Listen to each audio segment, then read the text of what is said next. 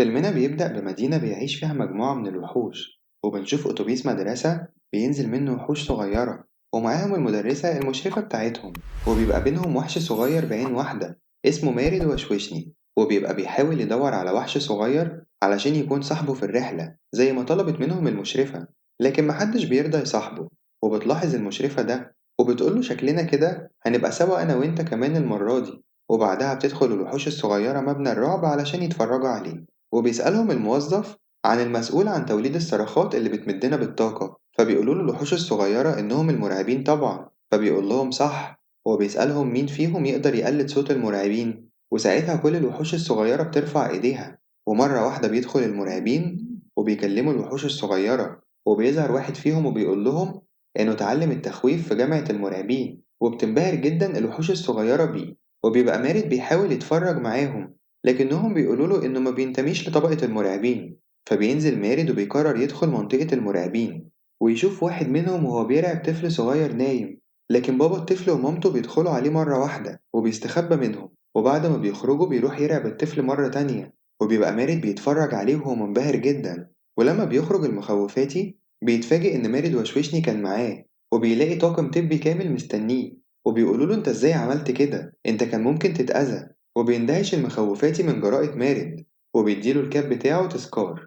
وبعدها بيكبر مارد وبيدخل جامعة المرعبين اللي كان بيحلم بيها طول عمره، وبيفضل يتفرج على الأقسام اللي موجودة في الجامعة، واللي بيبقى أولها القسم اللي بيتعلم فيه الطلبة إزاي بيدخلوا العالم البشر علشان يرعبوا الأطفال. وبعدها بيشوف مدرسة الرعب اللي بيقف قدامها وهو منبهر وفرحان جدا، ووقتها بيشوف كشك فيه اتنين بيبيعوا ألعاب رعب، وبياخد منهم الورقة اللي مكتوب فيها التفاصيل. وبعدها بياخد مفتاح الأوضة بتاعته وبيقول له المشرف إن زميله في السكن بيدرس رعب زيه بالظبط، ودي حاجة بتفرحه جدا. ولما بيدخل مارد الأوضة بتاعته بيلاقي زميله اللي بيعرفه بنفسه بيقول له إن اسمه أندل، وإن هو كمان تخصص رعب. وتاني يوم بيروح مارد وأندل أول حصة من حصة التخويف، واللي بيديها دكتور اسمه نعيم.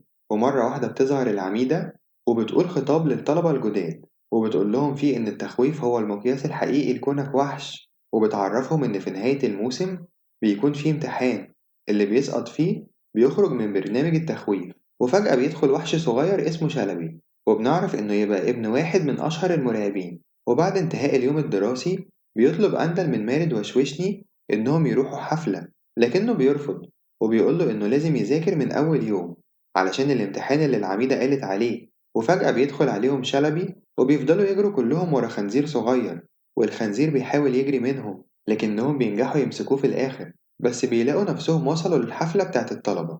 وبتبدأ المجموعات والأخويات تتخانق عليهم لأنهم قدروا يسيطروا على الخنزير ده، وبيجي عليهم أشهر أخوية في الجامعة وقائدهم وبيعرضوا على شلبي إنه ينضم ليهم، وبيقولوا لمارد إن أنت لازم تروح مع المبتدئين اللي زيك، وبيفضلوا يتريقوا عليه، لكنه بيرد عليهم وبيقول إنه هيتفوق عليهم كلهم وخصوصا شلبي في امتحان التخويف اللي جاي.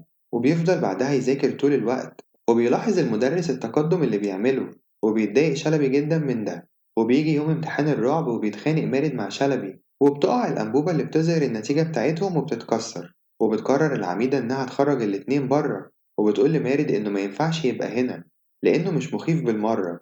فبيرجع مارد وهو زعلان، ولما بيبص على الحيطة بيفتكر بوستر ألعاب الخوف اللي أخده أول ما دخل الجامعة جديد، وبيقرر إنه هيشارك في المسابقة. وبيتحدى مارد العميدة وبيقول لها إنه لو كسب ترجعه برنامج التخويف، فبتقوله العميدة إنها موافقة، وبتتفق معاه إنه لو كسب مش بس هتدخله هو، لأ دي هتدخل فريقه كله، لكن لو خسر هيبقى خسر فرصته إنه يكون موجود في الجامعة كلها مش بس في قسم التخويف. وبيوافق مارد على عرضها، لكن بيبقى ناقصه شخص واحد بس في فريقه علشان يعرف يشارك في المسابقة، فبيضطر إنه يوافق على انضمام شلبي لفريقه. وبعدها بينقل مارد وشلبي وبيروحوا يعيشوا في بيت الأخوية وبيتعرفوا على أعضائهم، وبيتشارك معاه شلبي في نفس الأوضة. وبعدها بتبدأ أول مرحلة في ألعاب الرعب، وفي التحدي ده لازم المتسابقين يعدوا نفق ضلمة ويحاولوا يوصلوا لنقطة النهاية، وفي الطريق بيواجهوا أشواك سامة. ولما بتجرب المجموعة بتاعت مارد بيقدر بس مارد وشلبي إنهم يوصلوا للنهاية، لكن بيعرفوا إنهم علشان يكسبوا لازم الفريق بالكامل يوصل، وبيكونوا هيخسروا المسابقة من أول جولة. لكن بتحصل مفاجأة وبيتم إقصاء الفريق التاني بسبب الغش، وساعتها بيبقى فريق مارد في الترتيب اللي بعدهم في المسابقة، وبيقدروا بالشكل ده إنهم يكملوا في باقي المراحل. وبعدها بيقول لهم شلبي إن فريقهم ضعيف جدا وإنهم لازم يبدلوه بفريق تاني غيره، لكن مارد بيقول له إن اللي بيقوله ده ضد القوانين وإنهم ما يقدروش يعملوا كده أبدا. فبيقترح عليه شلبي إنهم يجيبوا فريق متنكر في شكل الفريق القديم، لكن مارد بيرفض الفكرة دي وبيطلب من فريقه إنهم يعملوا زيه بالظبط، علشان في حالة وجود أي غلطة في التحدي اللي جاي هتخليهم يخسروا ويخرجوا بره المسابقة كلها. وفعلا في المرحلة التانية الفريق كله بيعمل شبه مارد وبيقدروا إنهم يتخطوا المرحلة دي كمان. وبعدها بتعزم مجموعة من البنات مارد وفريقه اللي لما بيوصلوا للحفلة بيلاقوا ترحيب كبير جدا من كل الموجودين بعد ما أبهروهم في المرحلة التانية من المسابقة. لكن فجأة بيظهر مجموعة من المنافسين وبيحرجوا مارد وفريقه قدام باقي المدعوين وبيعرضوا لهم صور كتير بتتعلق في كل مكان في الجامعة. وبيتضايق شلبي جدا وبيقرر الانسحاب، وبياخد مارد والفريق بتاعهم وبيروحوا لشركة المراقبين، وهناك بيشوفوا المراقبين وهما بيشتغلوا وبيوريهم إنك قد إيه ممكن تستغل قدرتك وتخوف اللي قدامك حتى لو شكلك مش مرعب. ولكن الحراس بيشوفوهم وبيجروا وراهم علشان بيبقوا فاكرينهم حرامية، وبيقدر يهرب مارد وفريقه وبيرجعوا بسرعة للجامعة علشان يتدربوا مرة تانية. بس المرة دي بيكونوا واثقين في نفسهم جدا وبيقدروا ينجحوا في المرحلة التالتة كمان وبيوصلوا للمركز التاني وبيدخلوا للمرحلة الأخيرة من المسابقة. وبيحاول مارد يتدرب على الرعب جواه وبيقول إنه علشان يبقى مرعب حقيقي لازم يطلع أقصى ما عنده. وتاني يوم بتبدأ المنافسة النهائية اللي بتكون عبارة عن محاكاة لقدرة كل وحش فيهم على الرعب، وبيشوفوا أقصى قدرة رعب ممكن يوصل لها، والجهاز هيحدد مين أكتر واحد مرعب. وبتكون المنافسة شديدة ما بين الفريقين لحد ما بيتعادلوا سوا، وبتكون المنافسة ما بين مارد ضد قائد الفريق المنافس، وبيقدر مارد يحقق رقم قياسي لأقصى درجة رعب في تاريخ الجامعة وبيفوز فريقه في المسابقة. لكن بيكتشف بعدها مارد إن شلبي غش في اللعب وغير من إعدادات الجهاز علشان يكسبوا المسابقة. ولما شلبي بيلاقي مارد زعلان بيقوله أنت كنت عايزني أسيب الفريق يخسر يعني علشان أنت مش مرعب كفاية. فبيزعل مارد أكتر من كلام شلبي وبيسيبه وبيمشي، وبيسمع باقي الفريق الكلام ده فبيزعلوا وبيسيبوه هما كمان وبيمشوا. وبيقرر شلبي إنه يروح للعميدة وبيعترف لها بكل حاجة. بس في الوقت ده بيدخل مارد معمل الأبواب وبيقرر إنه يختبر نفسه كمرعب، وبيكتشف إن الأطفال ما بتبقاش خايفة منه نهائيًا، بالعكس دول بيقربوا منه وبيحاول الأطفال يمسكوه، وده معناه إن مارد في خطر كبير. ولما بيعرف شلبي إن مارد عمل كده بيقرر شلبي إنه يروح ينقذه بالرغم من تحذير العميدة ليه، وبيدخل من الباب لعالم البشر وبيفضل يدور على مارد لحد ما بيلاقيه عند البحيرة وبيبقى قاعد زعلان جدا. فبيتأسف له شلبي بيقوله إن كل ده كان بسببه وإنه مقدرش شعوره، لكن مارد بيتعصب عليه وبيقوله لأ أنت مش فاهم حاجة، أنت مولود من عيلة معروف إنها مخيفة والكل بيتعامل معاك على إنك مخيف مهما عملت، أنت ما تعرفش معنى الفشل. لكن شلبي بيرد عليه وبيقوله إن هو كمان غش وعمل حاجات كتير غلط واتطرد من قسم الرعب شبهه. وفجأة بنشوف البشر بيقربوا منهم وبيحاول مارد وشلبي يهربوا، وبتبقى العميدة واقفة عند باب الرجوع من عالم البشر وبتقول لأصدقاء مارد محدش هيفتح الباب ده لحد ما توصل السلطات. وبيبقى مارد وشلبي بيحاولوا إنهم يرجعوا لكنهم ما بيعرفوش يلاقوا الباب، فبيقرر مارد إنه يخوف البشر وبيقوله شلبي إنه ما ينفعش وإن دول كبار أوي مش أطفال، لكنه بيقوله ما يقلقش ويعتمد عليه لأن عنده خطة عبقرية. وبعدها بيبدأ مارد يشغل أصوات مخيفة وبيخربش الأرض وبيحرك عروسة لعبة، ومرة واحدة بيدخل عليهم شلبي وبيصرخ في وشهم وبينجحوا فعلا في تخويفهم وبيقدروا يخرجوا من الباب وبيرجعوا للعالم بتاعهم. فبتسألهم العميدة هما ازاي قدروا يعملوا كده، ولكن فجأة بتوصل الشرطة وبتقبض على مارد وشلبي، وبعدها بيتم طردهم من الجامعة وبيروحوا علشان يودعوا أصحابهم. وساعتها بيعرفوا منهم إن العميدة رجعتهم تاني قسم الرعب فبيفرحوا وبيحضنوا بعض. وبعدها مارد بيودع شلبي وبيسيبه وبيمشي وبيركب الأتوبيس اللي بيغادر المدينة. ولكن فجأة بيقف الأتوبيس وبيجيله شلبي وبيقوله إنه أشجع مرعب شافه في حياته وإن هو اللي ساعد الفريق من أول يوم وكمان ساعده إنه يرعب البشر الكبار. وفجأة بتيجي العميدة وبتقولهم إن هما الاتنين عملوا حاجة محدش قدر يعملها قبل كده وإنهم فاجئوها بأدائهم وبتتوقع لهم مستقبل كبير. وبعدها بيقرر مارد وشلبي إنهم يشتغلوا في مكتب البريد لشركة المرعبين المحدودة، وبعد فترة بينجحوا في الانضمام لفريق التخويف وبيقدر مارد إنه يحقق حلمه اللي طول عمره بيحلم بيه. فيلمنا بيبدأ بطفل نايم في أوضته وبيدخل عليه وحش مرعب، وفجأة بيصحى الطفل وبيخاف وبيصرخ، ولكن الوحش هو كمان بيخاف من الطفل وبيفضل يصرخ وبيتكعبل في كورة وبيقع على الدبابيس اللي موجودة في الأرض ووقتها بيضرب جرس الإنذار، وبيطلع إن ده كان تدريب للمتدربين الجداد في شركة المراقبين المحدودة. وبتسألهم الموظفة عن الغلطة اللي عملها الوحش في التجربة دي، وما بيكونوش عارفين يجاوبوا. وفجأة بيدخل عليهم المدير أبو عنكبوت، وبيحذرهم من إنهم يسيبوا الباب مفتوح لأن ده ممكن يدخل طفل للشركة. وبيقول لهم إن مفيش حاجة أخطر من أطفال البني آدمين، وإنهم بيدمروا كل حاجة. وبيعرفهم إنهم بيشتغلوا في تخويف الأطفال علشان يملوا أنابيب الصريخ، ودي بينتجوا منها الطاقة لكل المدينة. وبيقول لهم إنهم لازم يبقوا مخوفتية بجد زي شلبي سلوفان. وبعدها بنشوف شلبي اللي بيصحيه مارد وشوشني المساعد بتاعه، وبيقوم يغسل سنانه وبيعمل التمارين الصباحية. وبيبقى دايما مارد بيحمسه وبيدربه على الطرق الجديدة اللي بيستخدموها في شغلهم. وبعدها بيشوف إعلان شركتهم في التلفزيون، وبيظهر في الإعلان قد إيه هم شاطرين ومتفوقين في الشغل بتاعهم.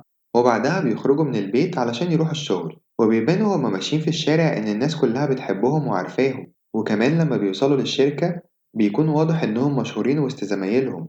وبعدها بنشوف سالي موظفة الاستقبال اللي بتبقى حبيبة مارد وشوشني، وبيقول لها إنه عزمها بالليل بمناسبة عيد ميلادها في مطعم كبير جدا اسمه كوابيس. وبعدها بيطلع مارد وشلبي على أوضة اللبس، وبنعرف إن شلبي هو اللي حجز لمارد وسالي في المطعم. ومارد بيشكر شلبي على إنه عمل كده.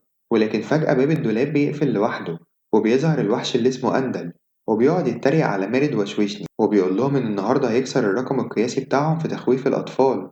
وبيروح بعدها مارد وشوشني للموظفة اللي اسمها روز علشان يسلمها التقرير اللي بيكتبه، وهي بتحذره إنه ما يتأخرش تاني في تقديم التقارير بتاعته. وبعدها بيبدأ يجهز البوابة والأنابيب اللي هيشتغلوا بيها، وبتبدأ أبواب الأوض بتاعة الأطفال تظهر، وبينزل لكل وحش الباب بتاعه اللي هيدخل منه علشان يخوف الطفل اللي جواه. وبيبدأ كل وحش إنه يدخل من الباب اللي قدامه. وبيظهر إن شلبي حقق نجاح كبير، وأندل بيكون متضايق جدا لأنه مش عارف يحصل الرقم بتاعه. وفجأة بيخرج وحش مرعوب بسبب إن الطفلة اللي كان بيخوفه كان هيلمسه وما كانتش خايفة منه، وبينادي العمال علشان يدمروا الباب. وبيظهر المدير أبو عنكبوت اللي ما بيكونش عاجبه الخسائر اللي بتحصل دي، وبيقول إن دول أطفال آخر زمن، دول حتى ما بقوش يخافوا من المخوفتية نفسهم. وبعدها بيخرج أندل وهو فرحان لأنه فاكر إنه خلاص كسر الرقم القياسي بتاع شلبي. لكن فجأة بتتعدل النتيجة ويطلع إن شلبي لسه أعلى منه. وبنشوف المخوفتي اللي اسمه شكري بيخرج من الباب في نهاية فترة شغلهم، ولكن فجأة المساعد بتاعه بيعلن حالة طوارئ جيم بسبب إنه لقى شراب بتاع الطفل لزق على ظهره. وبيقول المدير أبو عنكبوت لشلبي إن عيلته اللي كانوا بيديروا الشركة دي، وإنه ممكن يعمل أي حاجة في الدنيا مهما كانت، المهم إنها تفضل شغالة. وبيقول له إنه محتاجه يعدي عليه في فترة الراحة علشان يدرب المخوفتية الجداد. وبيخلصوا شغلهم وبيبقوا فرحانين بالرقم القياسي اللي هم عملوه. بس وهم مروحين بيقول مارد لشلبي إنه هيروح الميعاد بتاعه مع سالي، لكنه للأسف نسى التقارير بتاعته على المكتب. فشلبي بيقول له روح انت ميعادك وأنا هوديها. وبيرجع شلبي مكان الشغل علشان يجيب التقارير، بس بيلاقي إن لسه في باب موجود والمفروض ما يبقاش في حد من العمال. فبيروح شلبي يفتح الباب وبيلاقي إنها أوضة فاضية، بس بعد ما بيقفل الباب بيتفاجئ إن في طفلة ماسكة في ديله. فبيتخض منها شلبي جدا وبيبقى مرعوب، وبيحاول إنه يرجعها أوضتها تاني لكنها كانت بترجع له. وبيفضل شلبي مرعوب منها وهي بتحاول تلعب معاه، فبيمسكها شلبي ويحطها في شنطة وبياخدها علشان يرجعها. لكنه بيلاقي أندل خارج من الأوضة بتاعتها، فبيفهم وقتها إنه بيشتغل وقت زيادة علشان يكسر الرقم القياسي بتاعه. وبعدها بيضطر شلبي ياخد الطفلة معاه ويروح لمطعم كوابيس علشان يقابل مارد ويقوله على المصيبة اللي حصلت. بس وهما بيتكلموا بتخرج الطفلة من الشنطة وبترعب الناس كلها اللي كانت موجودة في المطعم، فبياخدوها مارد وشلبي بسرعة وبيهربوا من المكان. وبتيجي قوات مكافحة الأطفال، والموضوع بيطلع في التلفزيون وبينتشر. وبنشوف مارد وشلبي اللي بيكونوا أخدوا الطفلة معاهم للبيت وبيبقوا مرعوبين جدا منها. وبتبقى الطفلة بتلعب وبتدمر كل حاجة، ولما بياخد منها مارد وشوشني اللعبة بتاعته بتفضل تعيط، وبيلاقوا إن صراخها بيزود الطاقة. وبتبدأ الأنوار تنور وتطفي، وبكده صراخهم هيكشفهم لقوات مكافحة الأطفال وهيتقبض عليهم. فبيتدخل شلبي وبيحاول يخليها تبطل عياط، وبيلعبها لحد ما بتسكت، وبيسيبوها تلعب وبيفضلوا يخططوا هيتخلصوا منها ازاي علشان ما يروحوش هما الاتنين في داهية. وبعدها بياخدها شلبي علشان تنام، بس بتبقى خايفة من الباب بسبب إنها فاكرة إن المخوفات أندل هيطلع لها منه. فبيقرر شلبي إنه يقعد عند الباب علشان يطمنها. وبعدها بتجيله فكرة إنهم ممكن يرجعوها من نفس الباب، وبيقول إنهم لازم يعملوا لها لبس تتنكر فيه علشان يعرفوا يدخلوا بيها الشركة. وفعلا بيعملوا كده، بس لما بيروحوا هناك بيلاقوا البوليس منتشر في كل حتة وبيفتش الشركة، وبيشوفهم أبو عنكبوت، لكن مارد وشلبي بيكدبوا عليه وبيقولوله إنها طفلة قريبتهم وجاية علشان تاخد دورة تدريبية مع المتدربين الجداد، وبيروحوا علشان يجيبوا شفرة الباب بتاعها. لكن ساعتها مارد بيجيب شفرة أي باب وخلاص علشان يخلصوا منها، بس شلبي بيكون رافض وبيتخانقوا مع بعض وبيقولوا إنهم لازم يرجعوها للباب بتاعها هي. ولكن فجأة الطفلة بتختفي وبيفضل مارد وشلبي يدوروا عليها، وبيشوفها شلبي ويجري وراها علشان يجيبها. ولكن أندل بيظهر لمارد وبيسأله على البنت، فبيقوله مارد إنه لو ما كانش بيغش في الشغل ما كانتش البنت دي دخلت الشركة. وفي الوقت ده بيكون شلبي لسه بيجري ورا البنت، لكنها بتنزل في الزبالة والعمال بيجوا ياخدوها وبيمشوا، لكنها بتقدر تهرب في آخر لحظة. بس شلبي بيفتكر إنهم رموها في المفرمة مع الزبالة وبيكون زعلان جدا، لكنها بتكون راحت لمراقبين صغيرين تانيين وبتقف معاهم. وبيبقى مارد في الوقت ده بيدور عليهم لحد ما بيلاقي شلبي شايل قالب الزبالة وبيعيط، وبيكون فاكر إنها اتفرمت مع الزبالة، ولكن فجأة بيلاقوها قدامهم فبياخدوها ويروحوا للباب بتاعها علشان يرجعوها. بس البنت بتخاف وبتستخبى، فشلبي بيرفض إنه يدخلها وبيدخل مارد هو علشان يوريها إن الباب أمان. لكن فجأة حاجة بتمسكه وبيطلع إنه أندل اللي بيحطه في علبة وبياخده وبيمشي، وبيروح شلبي يجري وراه وبيدور عليه لكن مش بيلاقيه. لكن بو بالصدفة بتفتح له باب سري وبيدخل منه وبيوديهم لمكان سري بتاع أندل، وبيسمعوه بيقول إنه معاه البنت. ولما بيطلع الصندوق بيلاقي إنها مش البنت وإنه خطف مارد وشوشني بالغلط، فبيربطه في الكرسي علشان يشغل الجهاز عليه، وبيكون عبارة عن جهاز بيشفط الصريخ. لكن الجهاز فجأة بيتعطل وبيقرر أندل إنه يدور على سبب العطل وبيلاقي حد شايل الفيشة فبيروح يركبها. ولما بيرجع بيلاقي الجهاز شغال على المساعد بتاعه، وبيكتشف إن شلبي سلوفان قدر يهرب مارد وربط المساعد بتاعه مكانه. بس وهما بيهربوا بيقترح شلبي إنه يروح يقول للمدير أبو عنكبوت على كل حاجة. بيلاقيه في وسط التدريب بتاع المخوفتية المبتدئين وبيخليه يوريهم إزاي يبقوا مخوفتية بجد، وساعتها الطفلة بتشوفه وهو بيخوف وبتترعب منه، فبيروح شلبي يدور عليها لحد ما بيلاقيها خايفة جدا. وفي الوقت ده مارد بيحكي لأبو عنكبوت على كل حاجة وبيقوله إنها طفلة وما بتخوفش ولا ليها أي خطورة. وبنرجع لشلبي اللي بيكون كل همه إنه يطمنها، لكنه بيشوف نفسه وبيلاقي إنه فعلا كان مرعب جدا. وبيجي أبو عنكبوت وياخد الطفلة وبيقول لهم إن هو هيحل المشكلة ويرجعها تاني، ولكنه بيجيب باب غريب وبيقول له مارد وشلبي إن مش ده الباب بتاعها. فبيقول لهم أنا عارف بس ده بابكم انتم، وبيرميهم جواه. وساعتها بيقول مارد لشلبي إنهم اتنفوا لعالم البشر وبيفضلوا يتخانقوا، لكن بيجيلهم وحش كبير اسمه منفي وبيرحب بيهم في الهيمالايا. وبيبقى شلبي قاعد ندمان وخايف جدا على أبوه مش عارف إيه اللي حصل لها، ولكن مارد بيبقى متضايق جدا منه وشايف إن هو السبب في كل اللي حصل ده. ووقتها بيقول لهم منفي إن في قرية قريبة من هنا، فبيسألوا شلبي إذا كان موجود فيها أطفال من البشر، وبيقول له منفي إن موجود فيها أطفال كتير، ولكن بيقول له إن قدامهم 3 أيام علشان يوصلوا لها مشي. وبيبقى شلبي عاوز يروح هناك بأسرع شكل ممكن، لكن مارد ما بيبقاش مصدق من اللي شلبي بيقوله، وإن بعد كل ده لسه برضه عاوز يروح علشان ينقذ الطفلة ومش فارق له كل اللي حصل لهم بسببها. وبيقول له إحنا أرقامنا القياسية كانت هتدخلنا التاريخ وإنت بغبائك ضيعت كل حاجة. فبيقول له شلبي إنه ما بقاش يهمه الكلام ده، وأهم حاجة دلوقتي إن هو ينقذ الطفلة، وبيصنع عربية علشان يتزحلق بيها على التلج. لكن مارد بيرفض إنه يروح معاه، وبيتزحلق شلبي على الجبل بسرعة جدا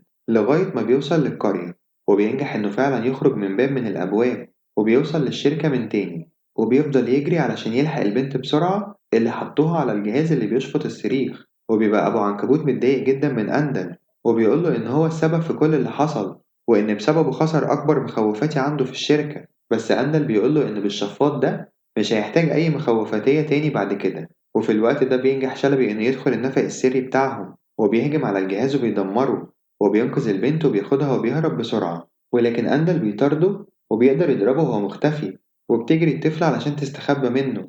وفي الوقت ده بيوصل مارد وشوشني وبيعتذر لشلبي اللي ما بيبقاش قادر يرد عليه علشان أندل بيكون بيخنقه وهو مش شايفه، ومارد بيفكره بيتريق عليه فبيحدفه بكرة تلج، ولكنها بتيجي في أندل فبيقدر شلبي إنه يشوفه ويضربه. وبعدها بياخد البنت وبيطلعوا يجروا، وبتلحقهم سالي حبيبة مارد وشوشني وبتحاول تفهم إيه اللي بيحصل، لكن مارد بيصالحها وبيحاول يشرح لها الحكاية. لكن سالي ما بتبقاش فاهمة حاجة لحد ما بتشوف البنت، فبتقرر إنها تساعدهم وبتعلن للمراقبين إن أندل حطم الأرقام القياسية علشان كل المراقبين يروحوا يتلموا حواليه وتقدر تعطله شوية. وفي الوقت ده بيوصل مارد وشلبي لمكان الأبواب، وبيوقفوا باب من الأبواب دي وبيطلعوا عليه علشان يلحقوا يرجعوها، والباب بياخدهم للمخزن اللي بيبقى فيه كل الأبواب، وبيفضلوا يروحوا في اتجاهات مختلفة مع الباب، وأندل بيروح في اتجاه تاني، وفجأة الطاقة بتقف والأبواب كلها بتقف عن الحركة، وبكده أندل بسهولة هيوصل لهم. وبيظهر فعلا أندل وبيخطف البنت وبيوقعهم، لكنهم بيدخلوا الأوضة قبل الباب ما يتدمر، وبيدخل أندل من باب وبيحاول شلبي يدخل وراه، بس أندل بيضربه وكان بيحاول إنه يوقعه وبيقوله إنه خلاص زمنه انتهى، لكن فجأة بتمسكه الطفلة وبتحاول إنها تدافع عن شلبي لحد ما بيقدر شلبي يدخل جوه الباب وبيضرب أندل، وبيقوله إن خلاص الطفلة ما بقتش تخاف منه، وبيمسكوه وبيرموه جوه باب غريب، وبعدها بيقع الباب وبيتكسر، ولما بيوصلوا للباب بتاعها علشان يرجعوها بيلاقوا إن الباب خدهم ومشى، وبيطلع أبو عنكبوت هو اللي سحب الباب علشان الشرطة تقبض عليهم، فبتجيلهم فكرة وبيطلع لهم مارد وهو شايل البنت وبيجري بيها وهما بيجروا وراه، وبتبقى دي مجرد خطة عاملها هو وشلبي اللي بيخلع الباب من مكانه، وبتبقى البنت لسه معاه، وبيشوفهم أبو عنكبوت وبيجري وراهم، وبيدخل شلبي هو والطفلة جوه الباب، ولكن أبو عنكبوت بيقدر يدخل وراهم وبيقوله إنه كده زودها قوي، وإنه معندوش أي مشكلة إن هو يخطف 1000 طفلة، المهم شركته ما تقعش. وبيظهر إن كل ده كان خدعة من شلبي، وإنهم دخلوا الأوضة بتاعة المحاكاة، وبنشوف مارد وشوشني وهو بيكشفه قدام البوليس وبيوريهم التسجيلات وهو بيتكلم، فبيقبضوا عليه، وبنكتشف وقتها إن روز بتاعة التقارير بتطلع هي القائدة بتاعة البوليس، وبتقول لهم إن من غيرهم ما كانتش هتعرف إن الموضوع ده اللي وراه يبقى أبو عنكبوت، فبيقول لها شلبي إن كل اللي هو عاوزه إنه يرجع البنت تاني للعالم بتاعها، لكنها بتشترط عليهم إنهم لو رجعوها هتفرم الباب بعدها، وبيبقى شلبي صعبان عليه إنه مش هيشوفها تاني، ولكنه بيروح وبيدخلها أوضتها وبيقول لها ما تخافيش، وبيعرفها إن مفيش حد هنا هيدخل يخوفها تاني، وبيفرموا الباب، وبتقول لهم روز إنهم لازم ينسوا كل اللي حصل ومحدش يتكلم عنه تاني، وبتقرر الشرطة إنها تقفل الشركة بعد الفضيحة اللي حصلت فيها، لكنهم بتجيلهم فكرة أحسن للطاقة بسبب الطفلة دي، وبقوا يستخدموا طاقة الضحك بتاعة الأطفال بدل طاقة الصريخ، وده لأنها بتولد طاقة أعلى 10 مرات. وبعد فترة بنشوف مارد وشويشني اللي بيكون جمع الباب بعد ما اتفرم لقطع صغيرة علشان صاحبه شلبي، وبيكون فاضل فيه قطعة واحدة بس هي اللي ناقصة واللي بتبقى أصلا موجودة مع شلبي، ولما بيحطها في الباب بيرجع يشتغل من تاني، وبيدخل شلبي وبينادي عليها وبترد عليه بو من تاني. وبس كده، ما تنسوش تعملوا لايك واشتراك في القناة لو لسه ما اشتركتوش، وفعلوا الجرس علشان الحواديت الجاية ما تفوتكوش أبدا، ونتقابل في حدوتة جديدة. باي باي.